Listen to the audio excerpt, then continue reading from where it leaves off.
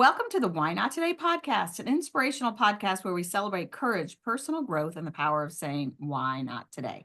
I'm your host, Leslie Kane, and I believe that one brave step can change everything. Each episode, we share real stories from people who've taken bold steps, faced their fears, and embraced the possibility of today. From entrepreneurs and artists to everyday dreamers and doers, we explore the life-changing moments that start with a simple question, why not today? I created this podcast in honor of my father, Patrick Kane, who lived by those very words.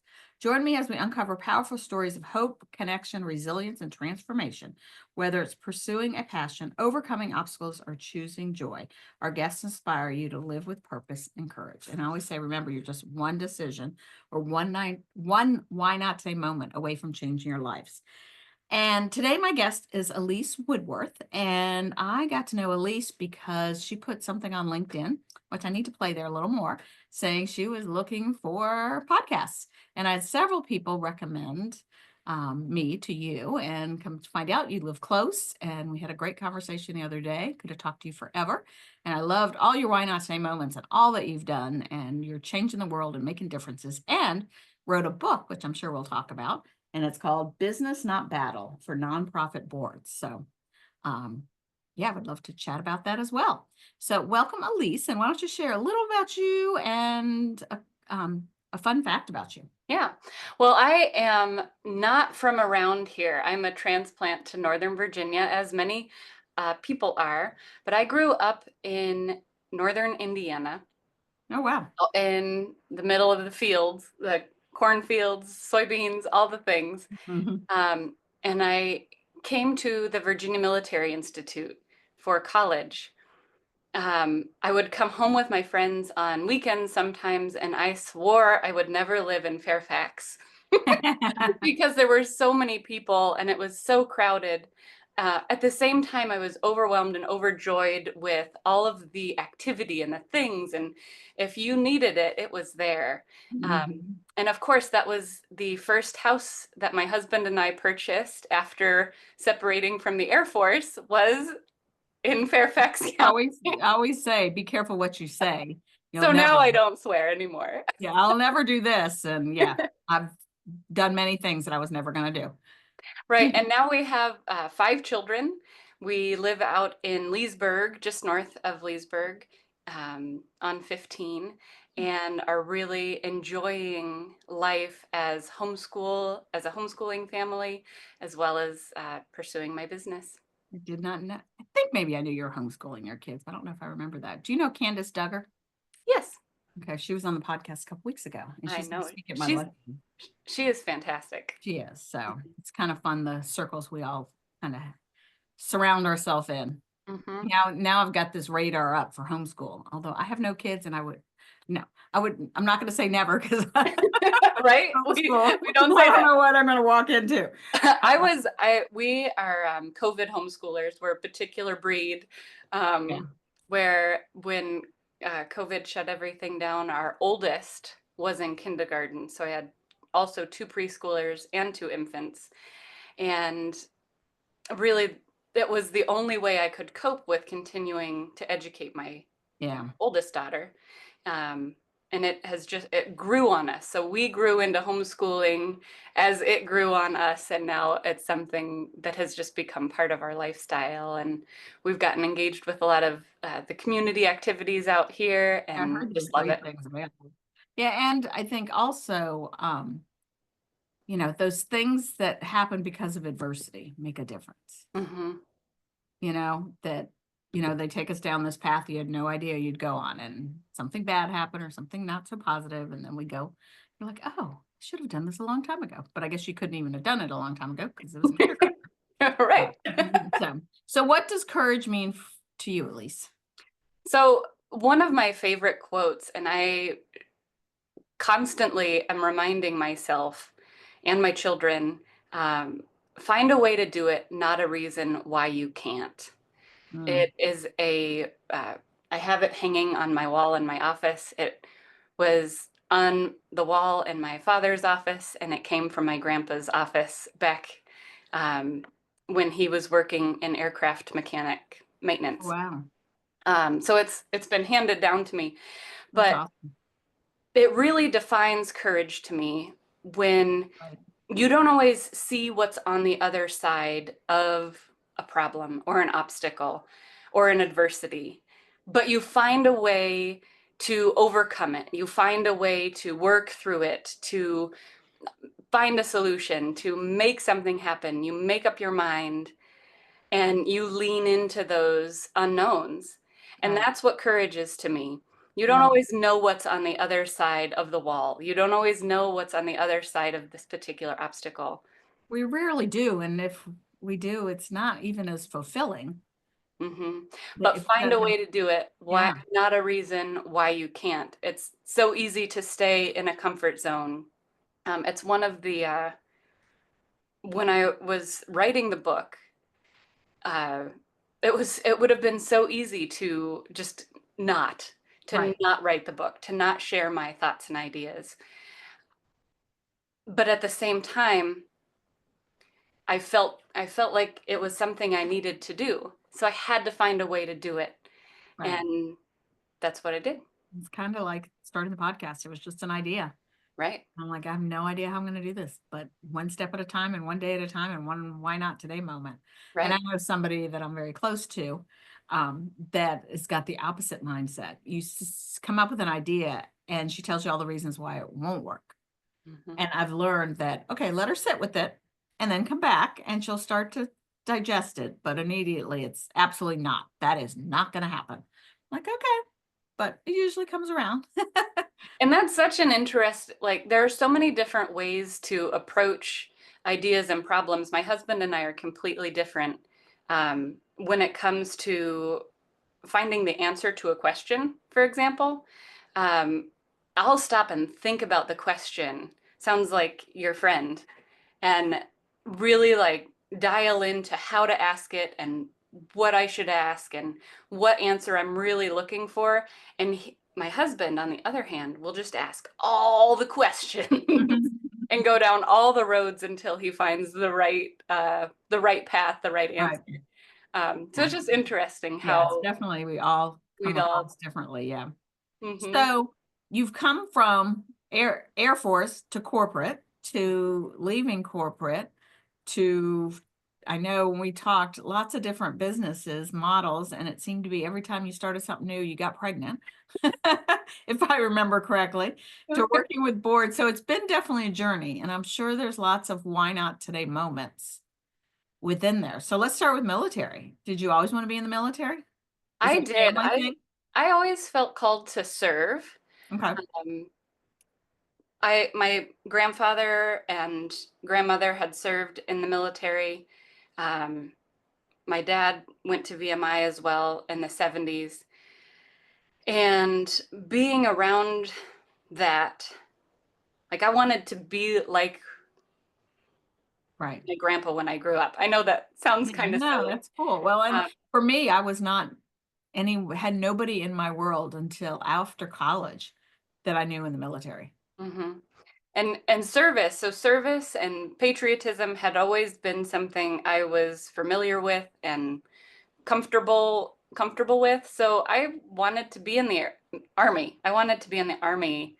Um, Probably in about eighth grade, I remember coming to Washington, D.C. on our big eighth grade week-long bus trip We from didn't in. get to do that, by the way, because we lived here and we never did a DC we, field trip or any trip. yeah, Sorry. we fundraised. It was Yeah, I know a so many big people did. thing.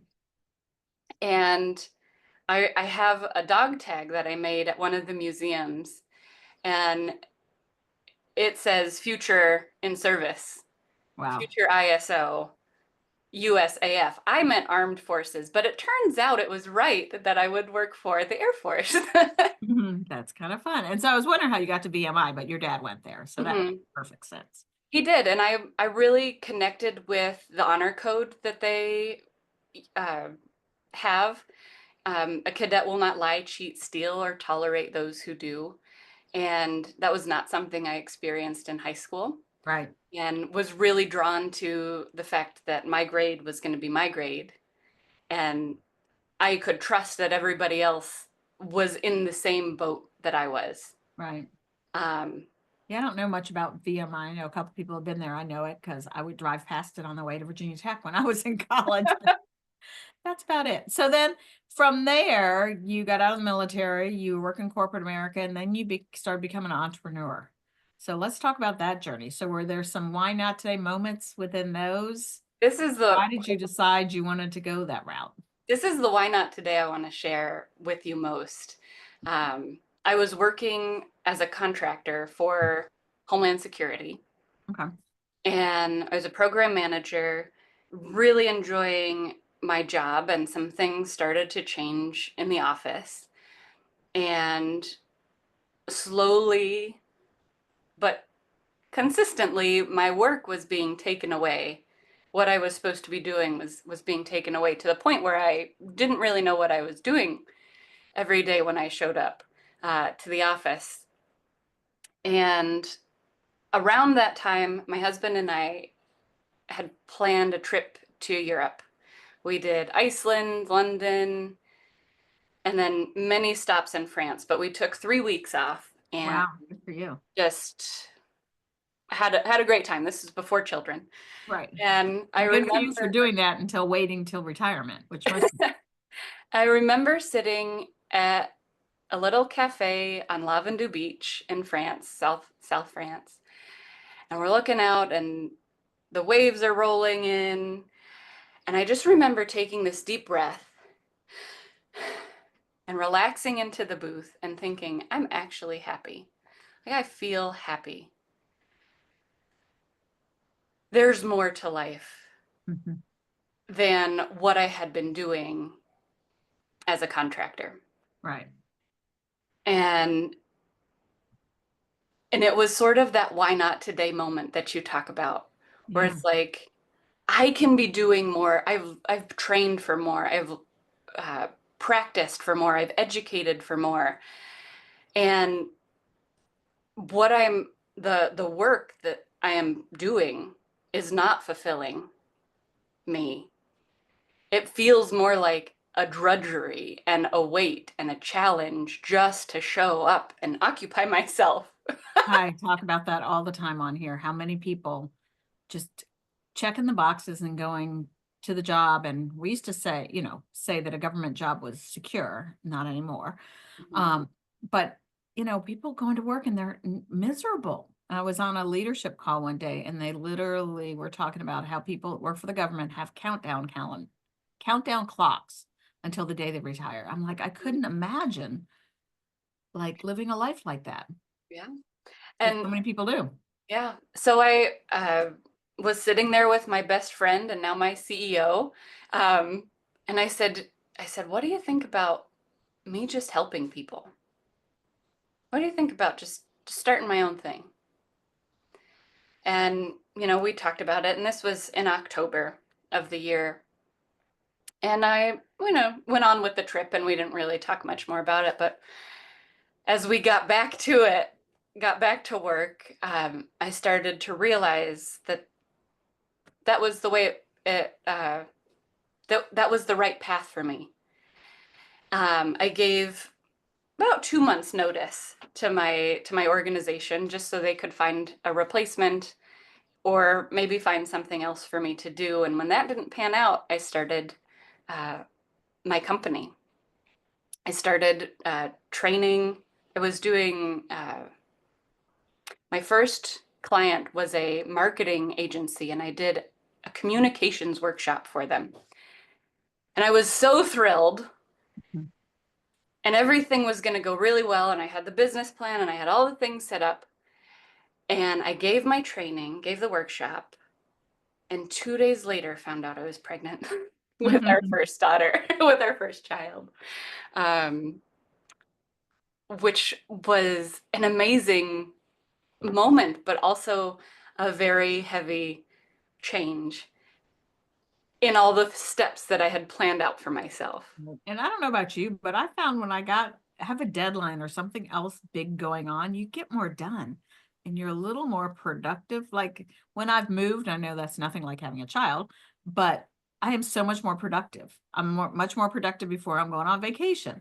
When we Mhm. have that deadline, you had a 9-month deadline, You I know, you have to did. get some things done. I did, and I, was completely unprepared for motherhood. Mhm. Most Um, people are, like yeah. owning a business. Same So, thing. sure, why not today? Like, Exactly. Add let's it do all. motherhood. Um, So I have a question about the just why you started, that you mhm. wanted to help others, which that is one of my missions goals, and I just think, aren't all people like that, that they want to help others, they want to support others, they want to make a difference, but I'm guessing not. I think there are different degrees of that desire in people. Um, for me, I've always been motivated by service. Right. I'd always been motivated by helping others, by encouraging and growing other people. When I set my mission, so all of the changes that my business has gone through, my mission is still the same: to ignite tomorrow's leaders, inspire today's, and help develop teams that shape history. That hasn't changed. And but the focus, the who I help and how I help, is what has changed. Right. Um, but it's Your that parents into service, obviously in the military, they probably were. volunteering, yes, like always demonstrating a strong volunteer connection, Hmm. helping other people. Um, And some people, I think, just have no model for it and have mhm, never done it and have no idea how to. I know mhm, for me, I was honored with Best of Reston Award several years ago. And afterwards, people are like, how do you get involved? How do you volunteer? I mean, I've mhm, lived in the same town my whole life and I know all the people and I know all the nonprofits, I know all the connections. But a lot of people have no idea mhm. or that there even needs help. Like living in Reston, right outside of DC, I did a project on food insecurity, and people are like, "There's food insecurity in Reston." I'm like, "Yeah, And that, I think, brings up a great point for if you want to get involved, but you don't know how. That's where you start with a question. You start with a thoughtful question. What am I passionate about? And who's filling that need in the right." area? That's Who can I help? a great track to go on. And just start asking. Ask your friends, ask your neighbors, ask the person at the grocery store that you bump into because you're waiting in line because there are 10 people in front of you at Costco. Instead of what we're doing, a lot of people are doing now, and I find myself guilty of it. I'm trying to stop. Is in your line for wherever you're in your phone, like pick your head up and talk to people, Hmm. and talk to more people, and ask. And that's what I always tell people. Just exactly what you said. Ask the question, you Hmm. know, ask the people you're in front of. Where do you volunteer? A question when people are out networking. Tell people, suggest that, ask the people you're in front of. Where do you meet your people? Where are those people? Yeah, that's a great question. And I think it's it's those types of questions that are honest, open, serve to deepen understanding that really build community. What Yeah, I've found is that people are lonely. very They're much so. bored, they're tired, and they're looking to be inspired. And so that's one of the things I talk with nonprofits about now is how important it is to share and be out there about what they're doing and the mission that they're fulfilling and why they're inspired, why their volunteers are inspired to be a part of the organization, because it's that inspiration that is catching and people see it and they say, why not today? Yeah, Why don't I start helping today? Why right, don't I run a food drive? Why don't I hand out meals? Why don't I collect clothing? Why don't I hand out flyers? Why not today? right. And finding those places and just, once you find one, it opens up to lots of. It does. So is your business now focused on helping nonprofit boards? Yes. So another why not today moment when we moved out to Leesburg, um, again had kind of marked the end of what was COVID's impact in our family life. Um, I was leaving a network in Herndon that I had worked hard to develop, and I know Leesburg is not that far away, but But it is. it felt like a natural, another one of those natural transitions for me. Uh, Hmm. my twins. My youngest are twins. They're 5 now. But they had become a little more self-sufficient and were able to use the restroom on their own, that kind of Yeah, thing. important things. Important things. But again, I had this idea for a book in my head called Business, Not Battle. Now, I wanted to tell everyone that they could be in business, not battle. It's a mindset. It's a way you approach life. How can you approach life uh, with this mutually beneficial mindset? You're looking for mutually beneficial opportunities. Which is so important. And I think so many people are like not working together. Mm-hmm. I've come from a 30-year career with Mary Kay, and Mary Kay Ash, who started the business, started it with no territories purposely, that she never wanted anybody fighting for business or to build a territory and then move or be moved, lose it. And so Mary Kay's philosophy is there's enough business for everybody. And if you run into someone that has another consultant, you're like, yay, who is your consultant? And, you're not like, oh, I'm better than her. Buy from me instead. Right.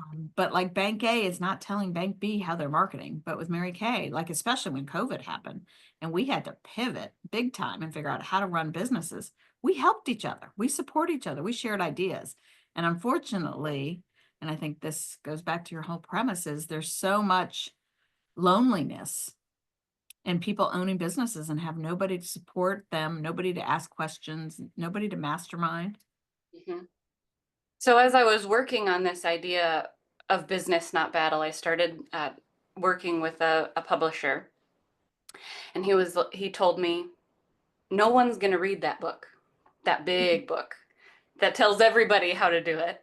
He Right. said, you've got to pick one person you can help. Oh, I love that. You've got to pick one person to tell one thing. And I was looking back in my history at that point, and I realized around the same time I started my company, I'd started as a board member for the Virginia Military Institute Foundation. And I had so many questions when I started as a board member, She's the question girl. so many questions that no one could really answer. But I had put the time in, and I had the leadership roles, and I've had the military experience, and I've had the government experience, and I've had all these different pieces. And so I decided to put all of that into the book and write to nonprofit board members and teach them how to be more effective, how to ignite impact in their organization. And by doing that, by empowering board members, I get to support all kinds of nonprofits by improving and enhancing their leadership, their strategy, their ability to ask thoughtful questions. And it just seemed like the right place to start. Biggest place you can make a difference. Mm-hmm. Love I'm it. really excited. But so writing the book was another why not today? I could have put that off for another 10 years. But I wanted so badly to share this idea, this mindset with people, that again, I had to lean into it and find a way to make it happen. And that's, writing a book is a big undertaking from what I've heard. It was never on my list, but it keeps popping up. So eventually it'll probably happen. I'm really excited about an idea that I've come up with just in the last couple days. So we might be looking at Business Not Battle 2, Okay. which is going to be focused on really helping women in leadership positions be impactful and empowering women leaders. Well, I would love to talk to you more about that. And I've got lots of connections and lots of powerful leaders and women, that I've had on this podcast. That's Although I don't exclude men, we have been mostly women because that's just kind of the world I swim in. Mhm. So yeah, we'd love to hear about that. And yeah, one of these days, I'm going to have a courage book on why not today moments. That's going to be awesome. I can't Yeah. wait for it. So, yeah, I always talk about how the connection to my dad, and of course, like you said, like everybody is, I didn't know your dad. Well, I made a list of things. So first of all, Indiana connection. He went to Notre Dame. So All right. where got started. My mom grew up there. 5 kids. I'm a family of 6. So although he was an only child, he wanted more kids in his world. And he definitely had a can-do attitude, like you talked about. Everything was figure outable. You come up with a problem and he would be like, all right, we'll figure this out. I don't know what it's going to be. To the point, like when my youngest sister was born with Down syndrome, my dad's like, the hospital was very standoffish and told him that, oh, she's going to be special. And my dad's like, I have 5 kids at home that are special, and asked if they want to be in a separate place of the hospital. And my dad's like, no, like no different, just got new things we have to learn. And because of that, and this ties into your nonprofit, he pretty quickly after Amanda was born, he was at church and there was something in the bulletin asking about starting a group home for adults with disabilities. So my dad raised his hand. He was a planner and was very instrumental on starting Gabriel Homes, which I'm now on their board. And just talk about motivated by service and volunteering. He drilled that into our head and like, you need to volunteer, but it wasn't cool to volunteer as a kid like it is now. We didn't have required service hours. Service hours. Mm-hmm. But I still remember him going, you guys need to get involved. And right out of college, I'm like, no. But now looking back, especially myself and one sister are so involved in so many different things and on boards and done so many things that his legacy definitely continues for And all you of can really see that in the way that you are interactive with the community, the way that you are continuing to serve. I just want to like thank and remember the legacy that he passed down to you, because it is so important. And I thank you so much for sharing it in the way that you do. Thank you. It came about a weird way, but I'm so grateful I did. Most And things do. it's, as I said, the story where you start and where you finish are completely different. So how would you encourage somebody else to say, why not today, to start the business, to join the nonprofit, to do the thing? I encourage you to just take some time to step back from daily operations. I call them daily operations. I'm a very business-minded person. Okay. But take a step back from the daily hustle, um, all the things that you normally do. Find some time on a weekend or an afternoon, step back and really ask yourself, gauge your level of happiness. Are you happy? Are you comfortable? Or is there something different, something more, something other that you feel like you could do or find? Answers to questions that you might need to ask. But without taking that step back from the daily grind, you're not going to recognize that. And so I encourage people to take a step back, assess their happiness, and then take steps to move towards what is going to make them more fulfilled, more happy. Right. So important. And I think the stopping and slowing down, that we just move so fast and, we get our best ideas in the shower because we've kind of stopped. For me, I have to leave town often to fill my cup, and just getting in my car, your brain starts to move and new ideas. Well, come out to Leesburg sometime. I will. I actually, about, gosh, maybe 6 months ago or so, I met somebody that lived out like past Winchester, and I just hadn't been traveling as much. I acquired a dog recently, so my travel is a little different. And so I'm like, I just need to get away. So I just drove out there and had lunch with her. I'm like, just get me out, Mhm. because That's fantastic. we need to fill our cup and to have time to think. And Mhm. I don't think we allow ourselves that time to think as we used to. Mm-hmm. And I think we're very intuitive creatures. Oh, Um, absolutely. we sense frustration, anxiety, stress, and those are all things to me that signal battle. That's what those battles are, Yeah. when there's anxiety, contest, struggle, and you kind of get that feeling that maybe there's something else or different that needs to be done. Yeah. I think I need to spend more time with you and I more think get time. Come visit you in Leesburg. So Okay. I'll include all your contact information you gave me in the show notes, but what's the best way for people to find you, Elise? I am really accessible on LinkedIn.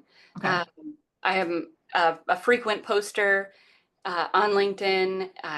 Love to put out resources, connect nonprofits with volunteers and resources.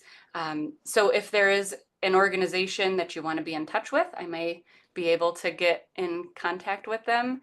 And I'm also happy to answer emails and have calls. I love connecting and learning about new organizations and people. Which I'm really surprised we had never crossed paths before because so I many think, areas. yeah, I think in we've probably been at events together Right. with the chambers or things, but it's just it wasn't meant for Nope, until but what today. wasn't meant for that time. And we actually had this scheduled another time, didn't we? Did we schedule this before? No. We scheduled our connecting Okay. our There's a first couple podcasts I've had to move, and it's interesting the conversation. Just like you said, you had this new idea that if we would have done this a month ago, that new idea would not have been wouldn't here. have been there yet. Nope. So got to trust the timing. So, well, thank you for sharing all your insight and your courage stories. And thank you, everybody, for joining us on this inspiring journey. Why Not Today is more than a podcast, it's a movement to help you take action, live boldly, and make a difference in the life of yourself and the world around you. Every day is an opportunity to say, why not today? So be courageous, follow your dreams, and know you have permission for the next step by starting now. So make sure you share this with a friend. Check out everything on the Why Not Today or why not today movement.com website. And there's courses and events and coaching to